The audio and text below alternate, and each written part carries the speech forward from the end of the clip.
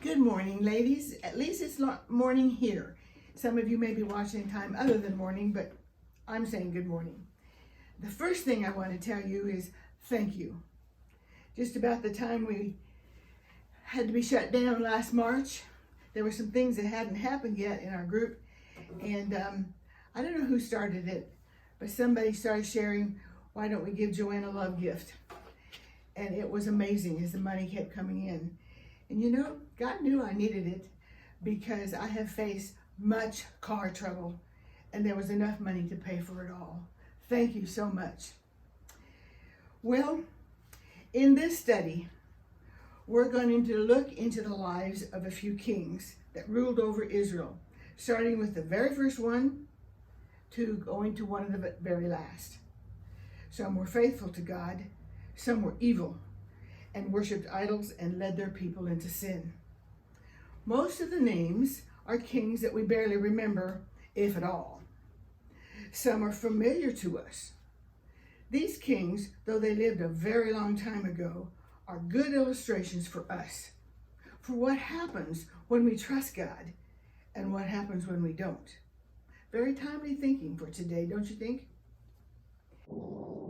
As in study, we've done in the past.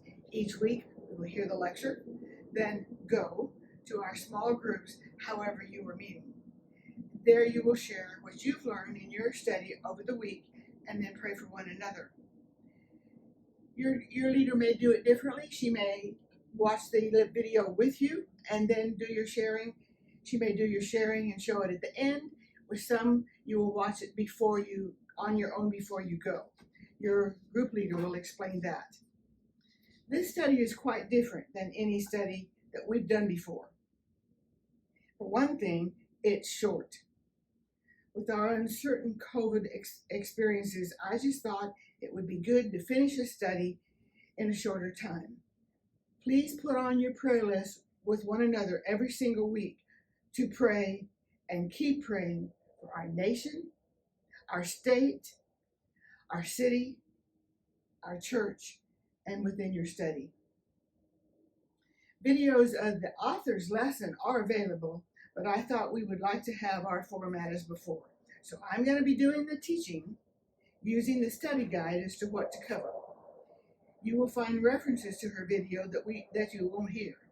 If you have any questions, give them to your leader and she can get them to me, or you can get them to me yourself. Cat just came into the room. Much of each lesson in the study guide is the author's comments on the passages of Scripture. She's really good, so make good use of your reading. The questions are mostly application questions. Another real difference is that the study lessons are long. It took me a longer time than I imagined. But you know what? She has it divided into 5 days, where we've been used to having it in 6 days. So you don't have to finish a whole day before you stop for that session. Do what you can. And as you go, you'll figure out kind of where would be a good place to stop. Make it fit your schedule. Now, I want to say this. Don't fret about what you didn't understand or couldn't answer or didn't get to. Do what you can. If you do what you can, then when you get with the other women, what this one says and that one says will feed to you just as much as what you may have written down. Get this, in my opinion, if you are able to put even one concept or truth into your life from the entire study, it will be worth it. You don't have to master everything you read. You don't have to answer every question. It's nice if you can. You don't have to learn something from every lesson. But perhaps as you keep moving on, you'll hear something that will change your thinking, and that's what we want to do. Keep growing up in the Lord. All right. Before I go into the introduction of our study, I would like to just pray. Father, we're in a whole new place. We're doing familiar things in very unfamiliar ways, and it's a little troubling.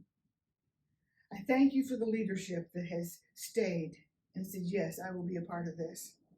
But it's different doing it in homes, doing it online. we commit ourselves to continue to learn and continue to grow. And I pray that looking at these kings will give us some insight into ourselves, starting right now. Thank you that you are with us and you will always be with us. In Jesus' name I pray. Amen. All right. Let's take a very brief overview of how Israel came to have kings.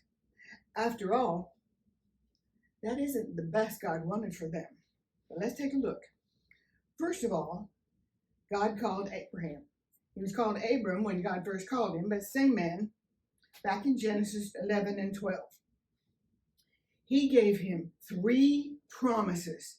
This is something you should know, and most of you do, but let's review. He promised them descendants, he promised him land, and he promised him blessings. Blessings to them, and that they would be a blessing to the nations around them. That's really what he promised. Then he repeated these promises to Abraham's sons. He repeated it to Isaac, and he gave him the very same list of promises. And then he repeated it to Jacob, who was Isaac's son. Same promises.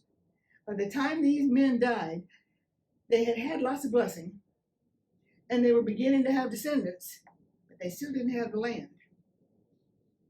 Then God sent Jacob, Abraham's grandson, his family into Egypt. He told Abraham that this was going to happen, and he did it to protect them from the evil of Canaan. Off to a little corner of Egypt to protect them and keep them safe. Later, rulers of Egypt made slaves of the children of Jacob for some 400 years. That's a long time. It's about 13 to 30 generations, depending on how many years are actually in a generation. That's a long time. Then God brought them out of Egypt.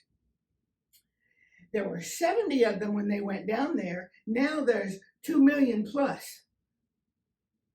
The numbers given in Scripture are less than that because they didn't count women and children in the official census. But counting women and children is an estimate, over 2 million people. And they came out under the leadership of Moses. Most of you, if not all of you, know all those stories. And it took them years to get there because they were disobedient along the way. And then he called Joshua to take them into the land that God had promised Abraham, and the land where Abraham had been. Now it's going to begin to be theirs. Now, this didn't just happen one day. I'm looking at 1 Samuel 8. Samuel was the last of the judges and the first of the prophets. And it says, when Samuel grew old, he appointed his sons as judges for Israel. The name of his firstborn was Joel, and the name of his second was Abijah. And they served at Beersheba. But his sons did not walk in his ways. They turned aside after dishonest gain and accepted bribes and preferred injustice. So the people were unhappy with Samuel's leadership at home and the way his sons were. They were also unhappy with Eli, who was the current high priest. His sons were just outright wicked. So they came to Samuel and said, "We want a king like all the nations around us." And it says when they said that, Samuel was unhappy. And he went to the Lord. And the Lord says, "Listen to them. I am in this." But see, he didn't just leave them to fuss with this. He prepared them for this. Back in Deuteronomy 17, he gave 7 specific guidelines for having a king. 3 things they were to do and 4 things they were to not do. If you want to turn back to Deuteronomy 17, you can, but I'm just going to briefly go over them. Here's what they were to do.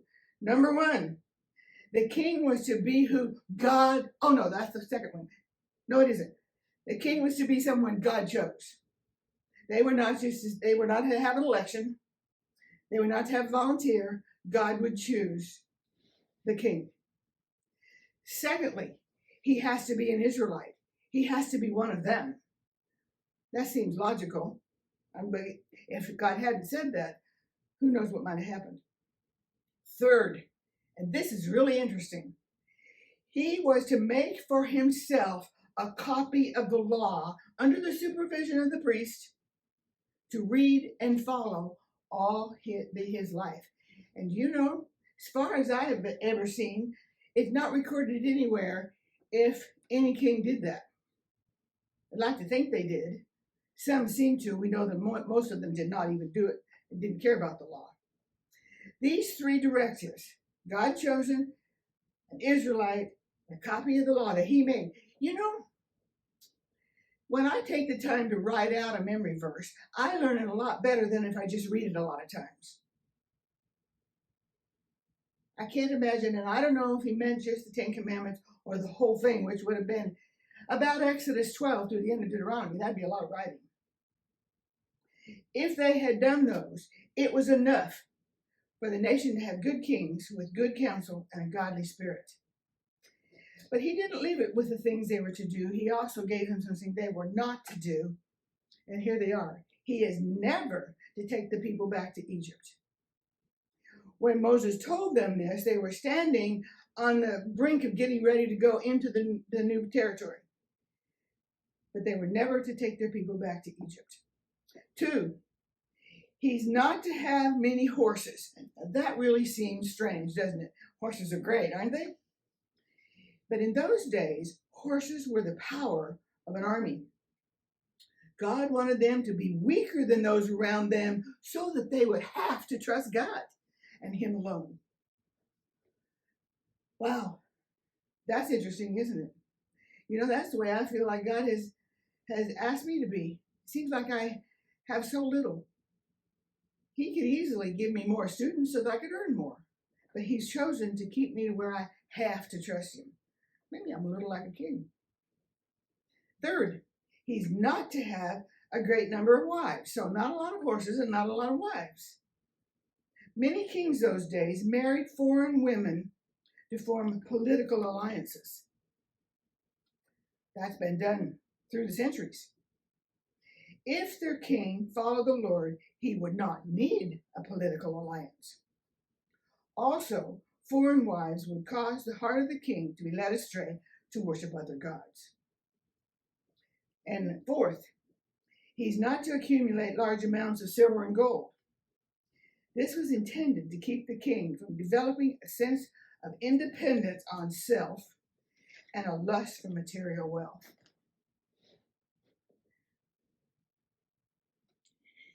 We've got the cat interfering with the stand here. Cats are cats. They're curious about anything that comes into the room. If it goes over, we'll blame Lukey. So, not many horses, not many wives, and not much gold. Wow. All these prohibitions were designed to reduce the king to a status of a servant, totally dependent on the Lord. The tragedy of ignoring these commands is seen especially in Solomon, who broke all of these but the first. And we'll be getting into that in a couple weeks. I'm going to read you now Samuel's warnings. Listen to this. Samuel told all the words of the Lord to the people who were asking him for a king. He said, "This is what the king who will reign over you will do.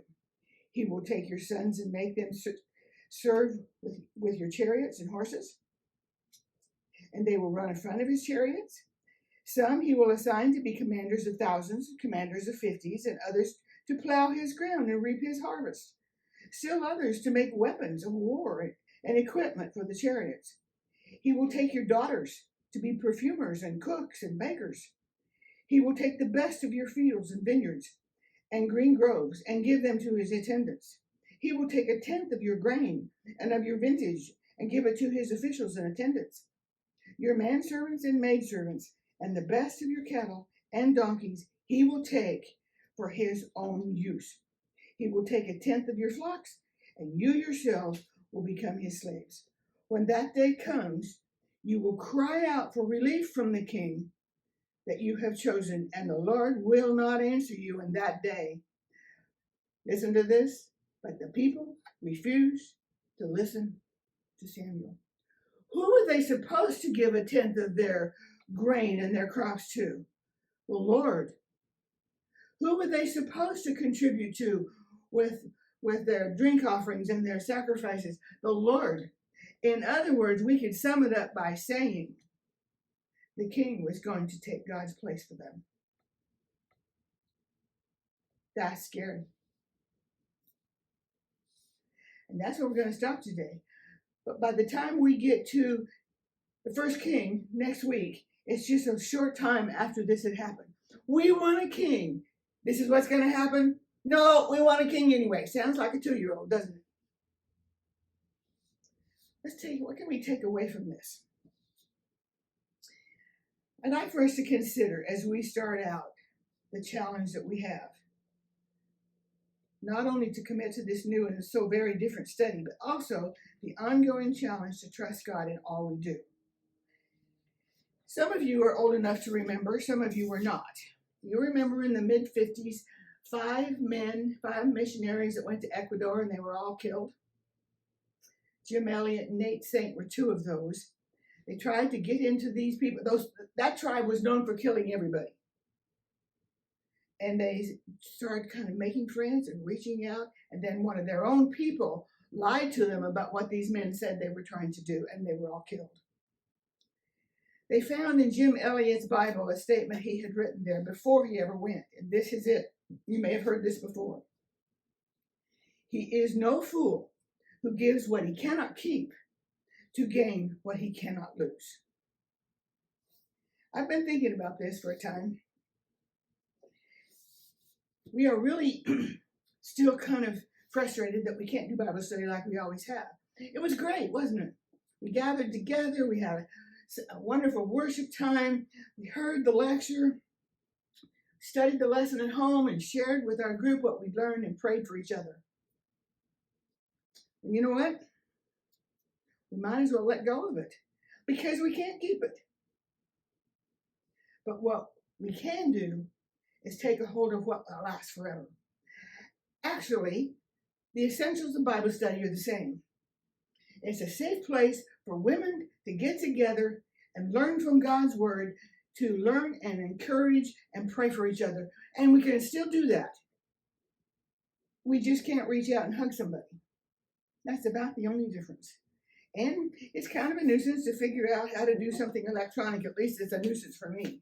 But you know, it's not so bad to just walk into wherever your computer is and sit down and turn it on. You don't have to change your clothes or put on your pants or dust the piano or anything. Those of you that are gathering in homes, that's new and different too. But if we hang on to what we want Bible studies to be, that has an eternal value because we're learning to walk more and more like Jesus. And who knows, maybe the change in us will result in reaching out to somebody else. Let me read it again. He is no fool who gives what he cannot keep to gain what he cannot lose. Let's pray. Father, we thank you for this beginning day. And I pray for each group as they start getting to know each other. Actually, we're in about the same groups as before. We're just sitting in a different place. Give us the courage to embrace what we've got for eternity.